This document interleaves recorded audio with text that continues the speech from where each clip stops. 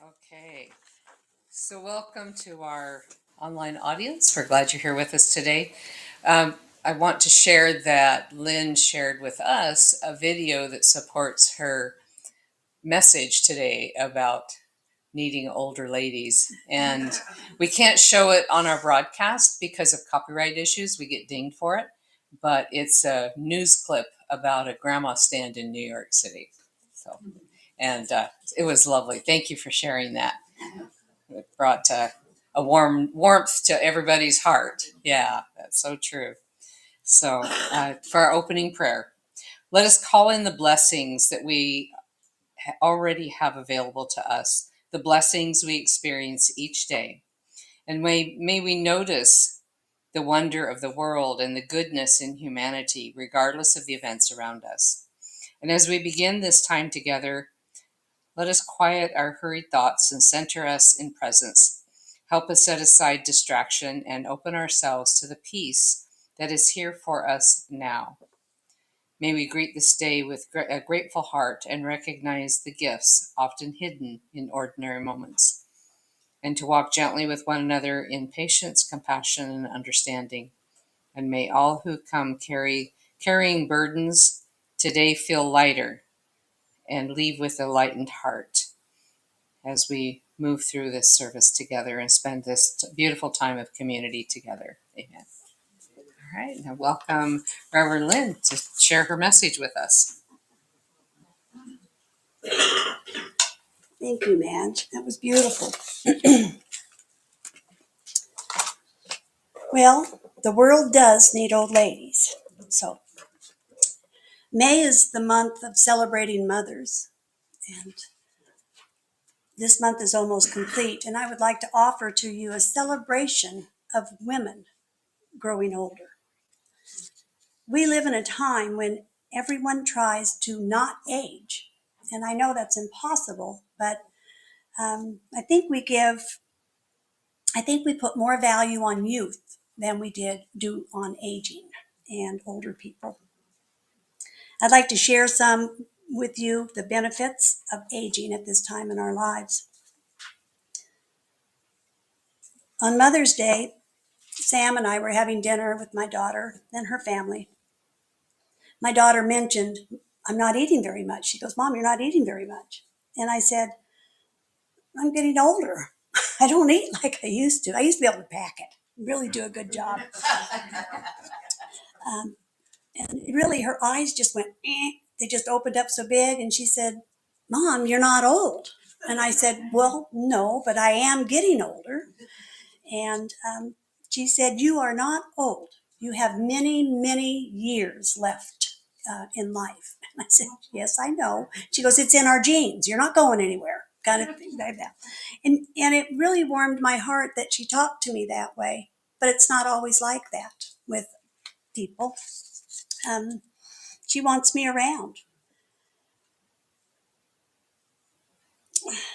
Younger people look at older people or someone my age as, what does she know? She's old. You know, she can't do anything. She doesn't know what we're talking about. And I think I did that to my elders when I was younger. I said, "Oh, geez, Grandma, geez, not again." But, older people do know and they do learn. And that's what this talk is about. Don't ever, what I have to say about grandmothers is do not ever, ever underestimate a mature woman and the knowledge that she has gained through her life experiences. In the Bible, Titus 2, 3, and 4 states that older women are to be reverent and holy, not slandering and not drinking too much wine. That's from the Bible.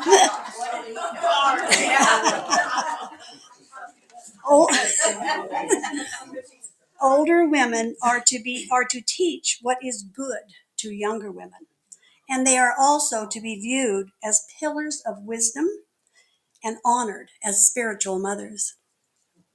The Jewish faith views older women with immense respect regarding aging as a blessing that brings wisdom, spiritual maturity, and settled minds.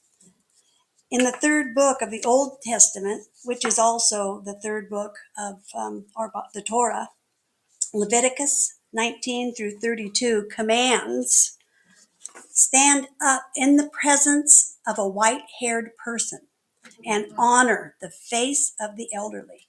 And this applies both to men and women, although it does encourage older women to share their wisdom with younger women.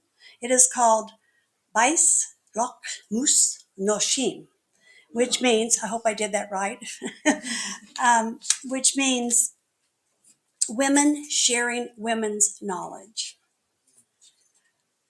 God promises the elderly his continued presence, care, and purpose, assuring them that they are never alone and never useless, carrying them through old age, allowing them to flourish spiritually despite physical decline.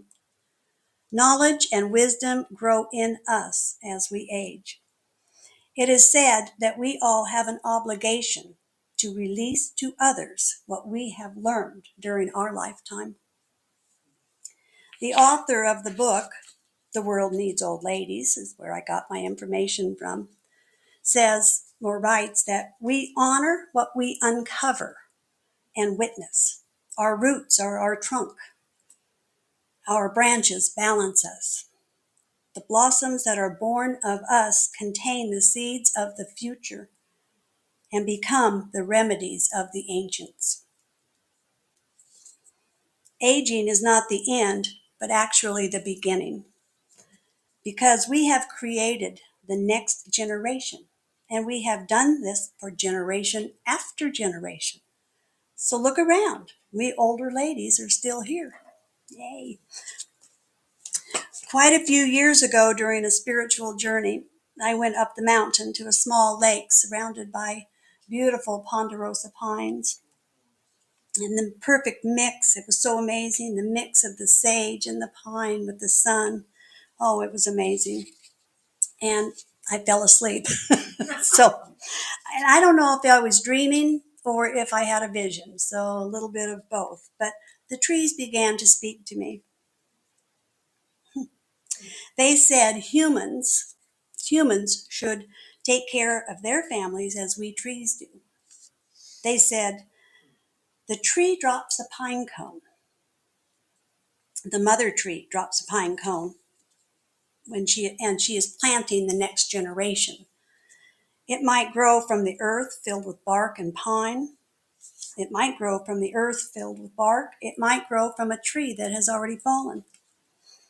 As the small tree grows, it is encircled by all of its relations, protected from heavy wind and cold until it is strong enough to grow on its own. This tree will grow and one day drop its own pine cones and will protect the new baby trees that grow from it until it is old and falls to the ground to continue being of service to the other trees and to Mother Earth and so many other species, plant and animal. Old ladies are like that. They continue to share wisdom and protect the future generations. Old ladies filled with wisdom and knowledge of medicine have been able to trace their roots back to the beginning of time, to Greece, China, the Incas, and America. Universal abilities, plant knowledge, what we call home remedies, were learned and practiced by women and passed on to the next generation of women.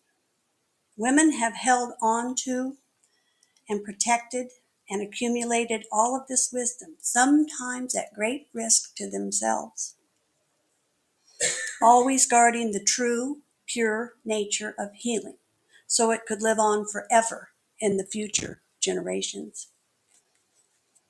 Older generations always knew about the spiritual aspect of healing, now called holistic. But sometimes, even now, the spiritual part has been replaced with pills alone. Do the medical doctors decide this? Or do the patients think that they do not have time to heal in the traditional way? Or maybe, just maybe, No one's there to teach them how to heal themselves. I believe in the traditional healing way. I was raised that way. But I'm thankful for medicine when we need it. My goal is to try not to ever need it. But life gets in the way and we need it sometimes. But the traditional way keeps us healthier, I believe, than not. Let's put it that way. The first medical school was opened in Philadelphia in 1765. Husbands, brothers, and sons would not allow their mothers or their sisters to attend. These were the same women that healed these people all of their lives. They were not allowed to go to school. 80 years later, 80, maybe 100 years later, women were allowed to attend a medical school. And they were allowed to take one course. And it was how to become a midwife. Something women had been doing all of their lives since the beginning of time. And so I kind of eat a little bit, but it was a start. It was a start for women to get themselves into the school to learn. So we have to be thankful for that.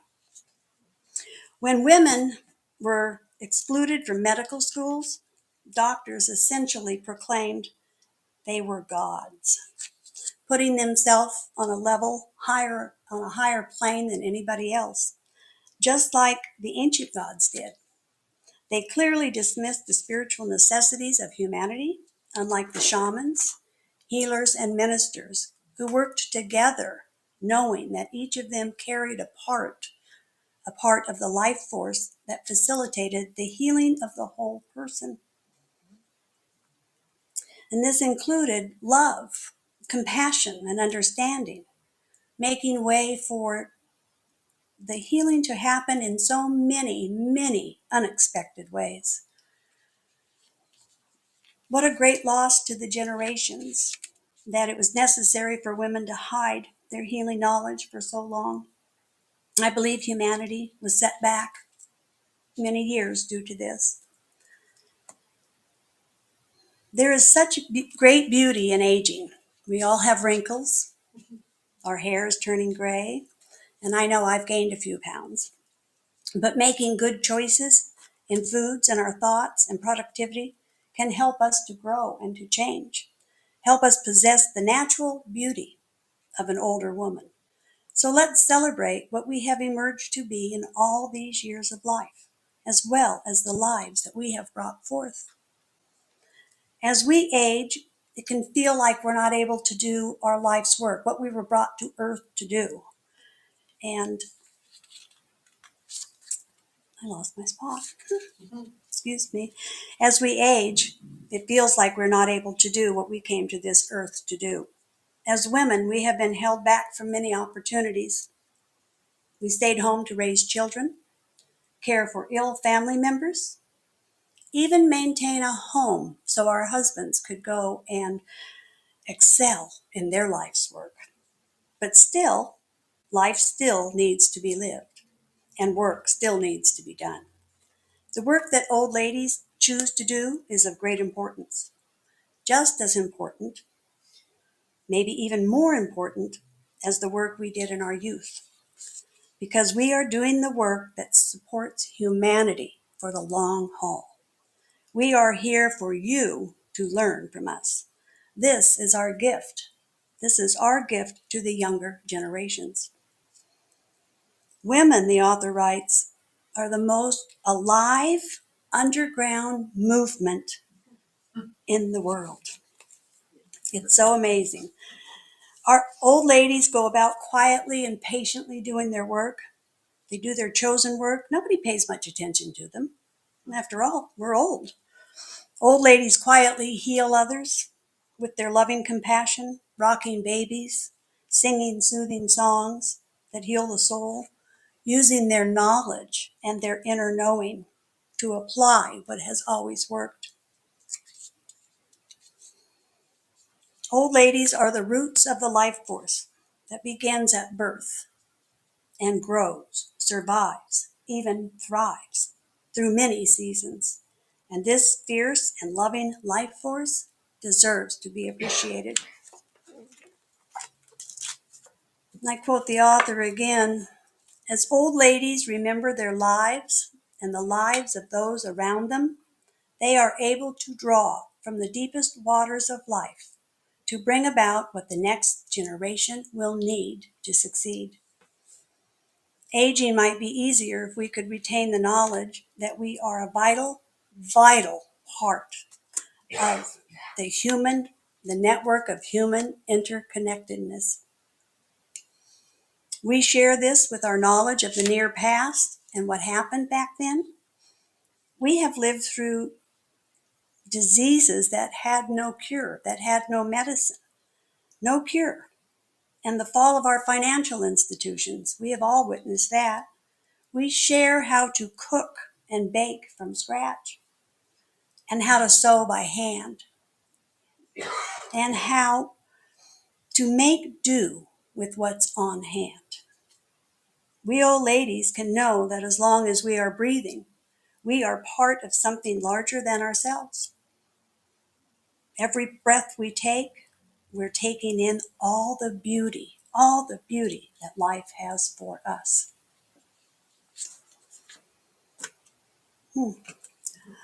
Most of you know I always try to get a hug in somewhere. That's who I am. But this isn't from me. This is from the lady I am writing about, and she is a medical doctor, or was. The world does indeed need old ladies. We are the roots of societies, and we have experience and wisdom to pass on to others. It is a privilege to pass knowledge on for the future generations. And the hugging is a miracle medicine, she writes. It is a medicine that can relieve many emotional and physical concerns. It has even been said that a hug can help people live longer. A hug can prevent illness, relieve depression, boost your immune system, and help you sleep. I might call hugging a home remedy. Like the grandmother stand talked about in the video we saw this morning. Hugging can bring fresh, renewed energy, life energy into a body that might feel a little tired. It can also help us to feel youthful and vivacious. And if you don't hug, because I know some people aren't huggers, but if you don't hug, a couple pats on the shoulder, I've always been told, will suffice. And it gives you that same feeling of connection and love to somebody. What I have been sharing with you this morning comes from the life of Dr. Gladys McGarry, who is known throughout the world, as the mother of holistic medicine. And I think I have a few minutes here to tell everybody what she's accomplished. But if you need a grandma or you need a hug, come on. I'm a hugger. I'll hug and I'll listen. So come on down to Home Spiritual Center, and I'll listen. And I'm sure there's others that will listen also. So this woman, Dr. Gladys, was born in 1920, and her accomplishments are amazing. She's the co-founder of the American Holistic Medical Association. She pioneered for fathers to be in the delivery room with their babies. Co-founder the Academy of Parapsychology and Medicine, and she created Only ARE clinic based on the work of Edgar Cayce. That's what her clinics did. And she was first to utilize acupuncture in the United States and train other physicians how to use it. The International Academy of Clinical Hypnosis began in her living room. So that's quite a lot, and there's more. And she passed away. She died in 2024 at the age of 102. And she talked about the best things in life is love. And she was a good medicine person, so I like that. Nice female, and what a trendsetter.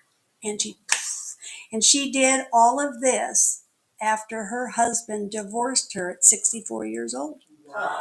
So she started her clinics and different things at age 70 is when she really started feeling her.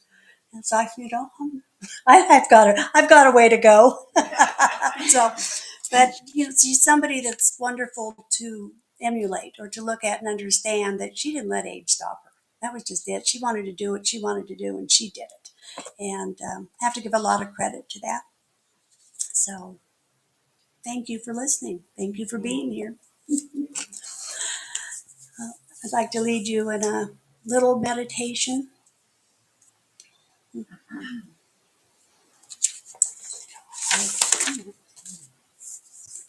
If you at home and you here would like to put your right hand on your heart center, your left hand on your solar plexus, just a little bit above your navel. This will help align the center of your will with the center of your compassion. So let's take a nice slow breath in and let it go. Let's breathe a deep one in awe. Ah. And maybe one more. Ah. And I would like you to think on these words. May I be peaceful and happy. May I love and be loved.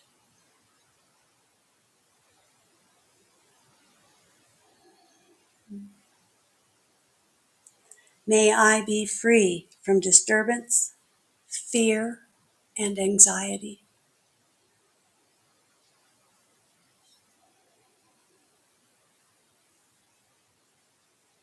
May I learn to look at myself with the eyes of understanding.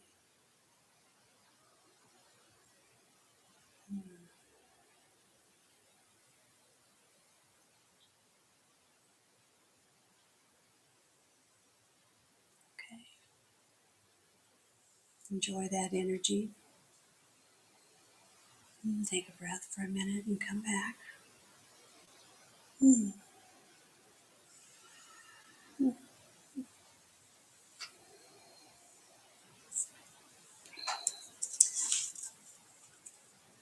I have a little poem I'd like to read, and then we'll do our offering. I'm sorry, I'm a hugger, and I'm not sorry. I think hugs are the most wonderful thing we can do. And this poem says, or reads, Why God Made Hugs. God saw that we would need to know a way to let feelings show. So God made hugs. A special sign, a symbol of a love divine. A circle of our open arms holds in love and keeps out harm. One simple hug can do its part to warm and cheer another's heart. A hug is a bit of heaven above that signifies God's perfect love. And the author is unknown. But I enjoyed that very much. So, very sweet. Now it's time for our offering.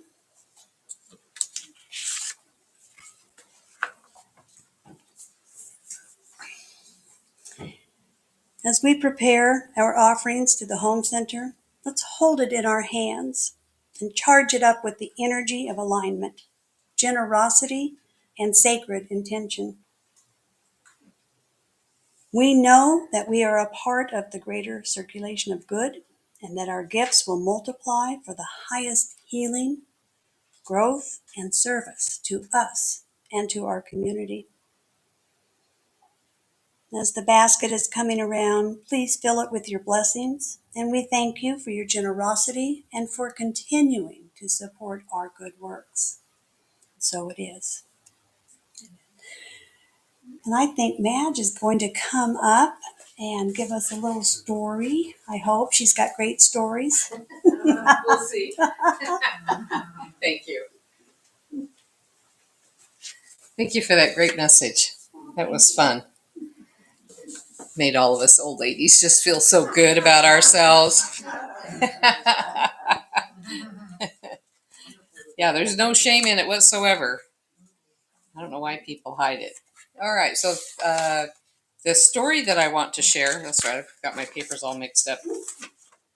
I was laughing at myself because I just come up with, folded pieces of paper. And I remember the first time that my mother went to this one particular nurse practitioner, and she was an older lady, and she came in with a Post-it note, all kind of humped over, shuffled into the room, sat down, and I thought, oh boy, this is going to be an interesting medical record. Post-it note in one hand, pen in the other. And she sat down, but she sat there in front of my mother and held her hands and never once looked for a computer or anything else. Her focus was completely on the patient. And I thought, oh, I get it. So then after, she just made a few notes on the Post-it note and went back out and then typed her notes out in the hallway or after she saw the patient. And I thought, I like this lady. But at first I was quite judgmental. She came in with a Post-it note and I thought, oh boy. But I appreciated that Post-it note far more than I appreciated her sitting at the computer and typing accurate minutes or notes, I mean. Yeah, so they were still accurate, but in the moment. So anyway, I laugh at myself bringing up a piece of paper. The story I want to share is the story that's titled "The Bread She Baked." An older woman in a small church community had a quiet habit. Every Sunday afternoon she baked Saturday afternoon she baked 2 loaves of bread. One she kept for herself, and the other she wrapped in a clean towel and carried it to someone who might need a little care. A neighbor recovering from illness, a young mother feeling overwhelmed, or a widower learning to listen to the silence. She never made much of it. She would simply say, the Lord told me to bring this by. That's all she would say. Now we would call it serendipity, but she just called it, the Lord said. Over the years, people came to expect not just the bread, but the peace that she carried with her. She would sit for a few moments, listen without rushing, and speak gently about God's faithfulness. And many said that by the time she left, the room felt lighter. When someone once thanked her for all the good she was doing, she smiled and said, "Oh, I'm not doing anything grand. I just am trying to stay available to God." Isn't that sweet? So humble. Yeah, that's humble loaf of bread. The simple things in life are the best. So in our closing prayer, let our hearts be open to peace, our minds open to wisdom, especially from our elders, and our spirits be open to the quiet ways grace moves in us. Give us the strength for the moments that feel heavy, and allowing us or reminding us to turn to the grandmothers or the grandmother in spirit to lead our path and give us the courage to live in uncertainty and compassion for one another in all that we do. May the words we've heard today take root in us and support us in our daily lives. Help us to choose kindness and patience when it's difficult and faith when the way ahead is not clear. Keep us mindful that even small acts of kindness and compassion reflect the Spirit of God. And may we leave here with gentle hearts and a steady hope and a renewed desire to live in peace with one another. So as we close our time together, allow gratitude to rise within us, and may we be renewed in faith and ready to carry the light into the week ahead. And so it is. Yeah. So we close our broadcast, and thank you for those online, from our hearts to yours.